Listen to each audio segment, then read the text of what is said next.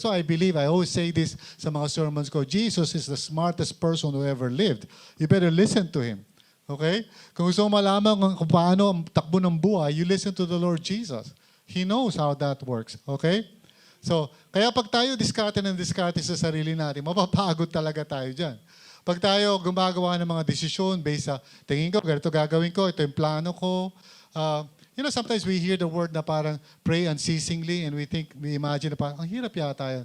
But actually, it's based on the reality that you're always planning and thinking all the time. At ang gusto ng Panginoon, pag sinabi niya, pray unceasingly, always bring it to the Lord.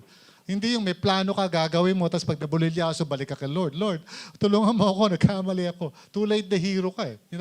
Before you decide sa mga bagay-bagay, you wait upon God. You spend time in prayer and say, Lord, open God's Word and learn kung ano yung ways and will niya for you. Okay?